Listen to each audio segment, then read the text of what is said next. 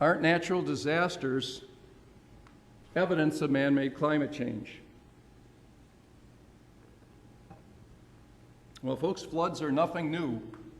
I want to take you back to the Great California Flood of 1861-1862, when rains for 8 weeks in December and January came in off the Pacific Ocean, dumping water on the state.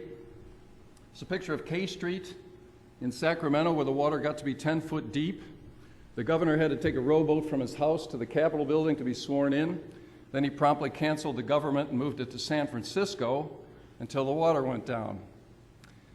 Down in Los Angeles, they received 60 inches of rain in just 3 months. Normally they get 10 inches. Can you imagine what they'd say today if that happened? They had lakes around Anaheim. They had parts of the Mojave Desert looked like an ocean. But the biggest impact was in the Central Valley of California. William Brewer toured that in January of 1862, and he said, thousands of farms are entirely underwater. In the Sacramento Valley, for some distances, the tops of the poles are underwater. He meant the 20-foot high telegraph poles. The entire valley was a lake extending from the mountains on one side to the Coast Range hills on the other. Nearly every house and farm over this immense region is gone. At that time, California had 800,000 cattle, and 200,000 of them died in this disaster.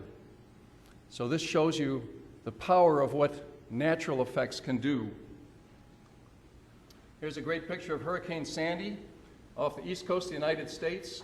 Interesting storm, heading out in the North Atlantic, hit a high pressure area, came back and made a direct hit on New York City. It hit at high tide, and it also ran into a storm front that was coming from the west at the time. Many have said that this is evidence of man-made climate change. But this has happened before. Recall the Norfolk and Long Island hurricane of 1821. Actually, I'm not old enough to recall it, but it came busting right up the East Coast. When it hit New Jersey, it was a Category 3 or 4 hurricane, much stronger wind speed than Hurricane Sandy. And it struck New York City at low tide. The ocean levels were 5 foot lower than when Sandy hit, yet it still flooded 1/3 of Manhattan Island up to Canal Street. During the 20th century, we had 170 hurricanes make landfall in the United States. 59 of those were Category 3 or stronger, all of those stronger than Hurricane Sandy.